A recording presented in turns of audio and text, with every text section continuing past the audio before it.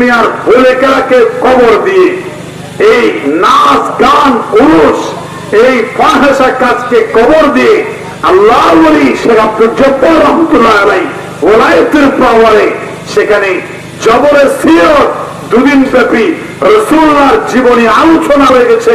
জবরে সিরত, জবরে কি সিরত, সিরতের পাহাড়, সেটা সারা বাংলাদেশে বিখ্যাত। সারা চট্টগ্রামে সেই জবর সিরতের দুদিন ব্যাপী মাহফিল ইনশাআল্লাহুল আজিজ ব্যাপক আয়োজনে হবে আগামী বৃহস্পতিবার এবং জুমাবার 24-25 এপ্রিল 2026 সালে, এক সপ্তাহ পরে। আপনারা যদি দেখতে চান, যেতে চান, যেতে পারবেন।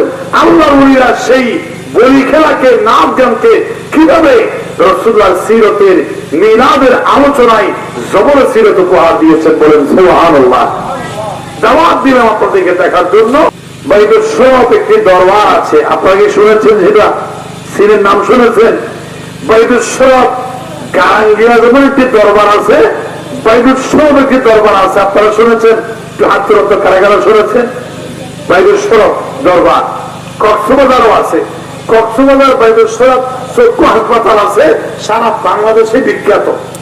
আপনারা কক্সবাজার বাইবেল সরবের চক্ষু হাসপাতালে যাবেন, অন্য জায়গা থেকে কম মূল্যে সুন্দর চিকিৎসা পাবেন, বলেন আলহামদুলিল্লাহ।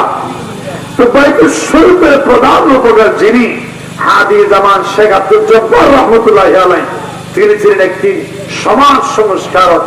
আল্লাহর ওলিরা কি করেছেন? জবরে সিরত নামে আমাদের লোহাগাড়া বড়াহাতি একটি ইউনিয়ন আছে, ওখানে নবদিঘির পার একটি জায়গা আছে। সেই জায়গার সামনে আগে একটা খেলা হতো, এই বৈশাখী মেলা, সিদ্দিক মিয়ার বলি খেলা। আপনারা শুনছেন না সিদ্দিক মিয়ার বলি খেলা? সিদ্দিক মিয়ার বলি খেলা কি এখন আছে? এই বৈশাখী মাঝে হতো।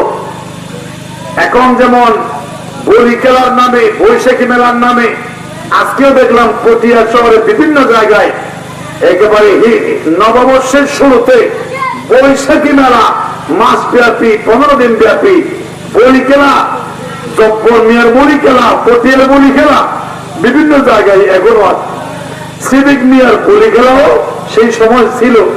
জুয়া, আড্ডা, নর্তকী, গান বাজনা, তারপরে নারী পুরুষের অবাধ মিলন মেলা, পুরুষ নামে নর্তকী নারী, তারপরে বিভিন্ন অস্থির কাজ সেখানে হতো, বলি খেলা সহ। এখন কি সেই খেলা আছে?